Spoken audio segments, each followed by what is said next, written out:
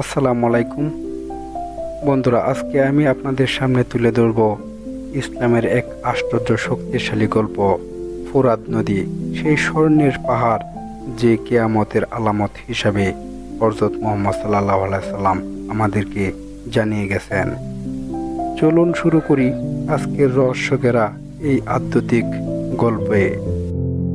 ফোরাত নদী পশ্চিম এশিয়ার এক বিখ্যাত নদী, যার পানির প্রবাহ তুরস্ক, সিরিয়া আর ইরাকের মাটি ছুঁয়ে যায়।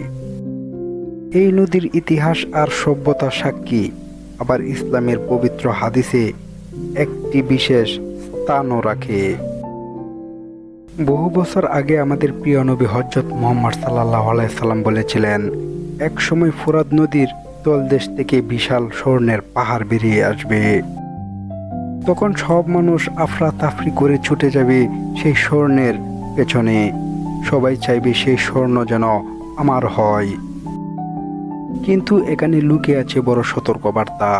নবীজি আরো বলেন, যেন এখানে যেও না, ওটা আমাদের মধ্য রক্তপাত আর হিংসা সৃষ্টি করবে।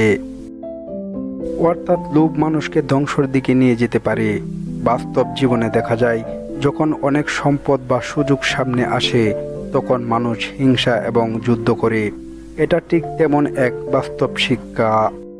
এই গল্প আমাদের মনে করিয়ে দেয়, সম্পদের প্রতি লোভ, ক্ষমতা বা স্বর্ণের নেশা, এগুলোর জন্য মানুষ নিজের এবং অন্যদের ক্ষতি করতে পারে। প্রাকৃতিক শান্তি আসে বিশ্বাস, সমঝোতা আর লোভ সংবরণে। বন্ধুরা, ফোরাত নদী এই হাদিস কেবল গল্প নয়, এটা আমাদের জন্য সতর্কবাণী। সব সময় লোভ থেকে বিরত থাকা দরকার, কারণ অতিরিক্ত লোভ মানুষকে কোথায় নিয়ে যেতে পারে বলুন। তুরস্কের দক্ষিণ পূর্ব অঞ্চলে ফোরাত নদীর উপর নির্মিত এই বাঁধ দক্ষিণ পূর্ব আনাতোলিয়া প্রকল্পের বৃহত্তম অংশ। এটি কৃষি জমির সেচ ও বিদ্যুৎ উৎপাদনের জন্য গুরুত্বপূর্ণ হলেও বাঁধ চালুর পর ইরাক ও সিরিয়ার পানির প্রবাহ প্রচণ্ডভাবে কমে যায়।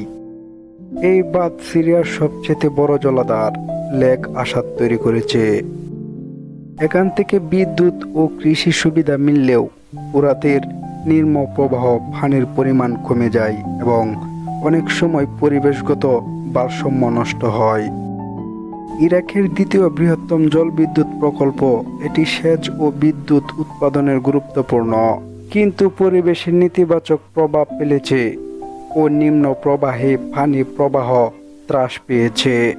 ভিডিওটি ভালো লাগলে অবশ্যই চ্যানেলটি সাবস্ক্রাইব করে পাশে